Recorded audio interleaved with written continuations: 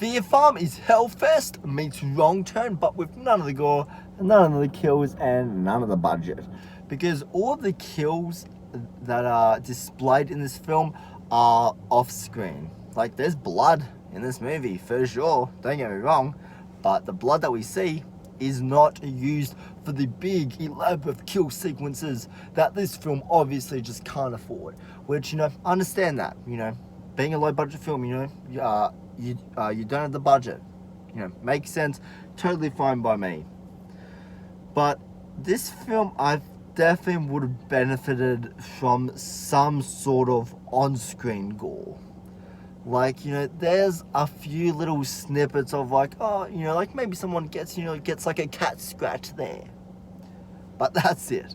There's not like a lot of blood, like in the film, by any means. There's, you see the aftermath of the kill, and you see, what's happened with, with the body, but you don't actually get to see what actually happens to them. Which, on that end, the film does make you kind of like, imagine like, what happened, to these guys, like how fucked up, are our killers here. How far will they go to have fun with their victims? Which, the killers in this film remind me a lot of they look like Leatherface mixed with Jason Voorhees. Like there's that kind of personality to them. Like they're like, some of the killers that we see in the film are silent killers, and then others are like really, really talkative, really out there, killers.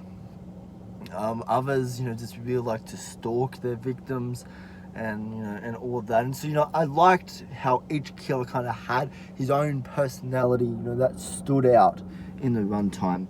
And I think that's where I'm going to start off my positives with this film, is the setup. The setup to this film, I think, is magnificent. Like, literally, our opening scene to the film is a sexting conversation. Like, can you literally think of any slasher film out there that has a sexting scene as the first thing that the audience sees when they click play is like a phone message conversation between him and his girlfriend about what are you wearing? Are you wearing your cheerleader clothing and all that? And then literally seconds later, after that conversation, she pops up magically from underneath the bed, like she can fucking teleport, and she's instantly in her cheerleader costume. It is just magnificent. It's like the best fucking opening scene I've ever seen. Like, it's like, that scene was a great little throwback to like trashy 80s slashers, like So Bad It's Good, kind of slashers. And so I love that little like homage to it there. And just I loved when they actually eventually got into the corn maze and all. I liked how it started out like as innocent and all that. It started off definitely more as your traditional scary maze. Like they're supposed to scare you, but like they obviously can't touch you because of consent and the rules that these places have to fall under. And so it starts out as your traditional like horror, like haunted house type, this type, funland. And then there's a point in the film where there's a turn, and you see the characters kind of discover this, slowly, whether it's by like cutting you, or whether there's like a truck, that's trying to hit you, or or something like that. Each of the characters are split up, and while I thought that was a really interesting way to tell the story, at times the pacing in the film does feel a bit inconsistent, because it's because because you're remembering so much about this character that the film has almost forgotten to take screen time to show what's happening with our other three characters. And I think that's a problem that happens more in the second act, you know, if anything. And take it as what it is. Like, these characters, are very just, standard, typical, like horny, high school, teenage type characters. So there's not a whole lot of characterization, given to them. But the cornfield.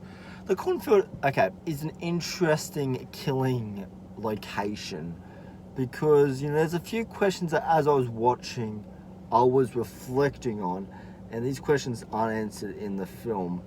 But so the people who go into the VP area, are they the only people to get killed, or do the people who just go in in the general cornfield, do they get killed as well? Like, is it everyone like who goes to this like this haunted house like attraction, do they get killed as well? Because from the way that the film goes about it, it doesn't look like like that's the result at all, because it looks like these killers, this family, is after the very important people. So I'm not sure if or do they go back for them later on after they've kidnapped like our main characters. Do they go back and kill the people in the main cornfield? Because this cornfield, it's supposed to be hidden and isolated, and you can only hear from this from word of mouth and all that. And so it just that's just some sketchy that like everybody who goes here, like, is this just a way for the killers to get out their sick enjoyment, and for their sick fantasies to come alive? That was just something that I was reflecting on, because I was seeing at the beginning other people lining up as well, and there's all these extras at the start of the film, but whatever happened to them? Do they make it out alive? Do they get to tell the story on what actually happens here, or do they just end up as bait to the killers? Like, is this, because from the way that the film goes about, this is this is not a bloody this is not like like a scary maze. This this is a full-on killing field, because from the horrible twist at the end of this film, they want to make cream out of people that can make them look younger. Yeah, we're doing that for our big twist of the film. We want to kill people so we can make cream. That's excellent now, isn't it? That's just bloody perfect. Fuck me, that twist is so fucking dumb. Oh my god. So yeah, that was just how I was thinking of. It was like, surely they would need more people than the people that they've, than the people that they've chosen at the VIP. But like, I don't see any more killers than the ones that we've seen in this film, unless the sequel kind of goes more into that, like that there's other killers here, like, or unless maybe like was the dad figure killing the people in the main field, because he was barely on screen in this movie. So it just it makes me think, what's happening? Because like I said, this obviously isn't a scary maze. This is something where they are trying to literally capture people here and literally experiment on them, and literally make a product that will earn them thousands, if not millions of dollars. So I don't see why people go to all this effort of going to this amusement just for them to get out alive. To me, that just seems pointless that you would even do that. So yeah, there's that aspect to it that I was confused by in the first act, and as the film progressed, I was going to see if I would answer that, but no, there was no response to that question in here. But this film, it definitely does, there's definitely a really cool atmosphere once they actually get in the maze, because like as I was saying, you see the killers stalking. It might start off as like a simple sound, and then it will go to them actually showing themselves, and like there's a really cool scene in here dealing with a scarecrow that is on one post at first, and this guy's throwing rocks at him, and then as the camera is kind of moving alongside this character, the scarecrow that wasn't at the second pole before is now at the second pole. And so I think the director was good at building atmosphere and building tension, through a very subtle movement and subtle details. I think that is much scarier than it being front and center and a big boom for the audience. So I do admire that here, but the twist is so bad in this film. Like it makes you think like everything that you've seen, like it is the most bizarre. Like, I wish I stopped watching the movie before that twist happened, because I think this would have been a great standalone slasher. It didn't need, to build, this big story of they want to make cream. Like, come on. And then another thing as well is, this could have, been a really good standalone film. This could have been these killers were out because society threw them out, for being different. They wouldn't accept them for who they are. Like, if that was the motive that this film actually went with, I would have loved that. I would have been like, yes, I can see where you're coming from. You have a great motive. I'm on your side.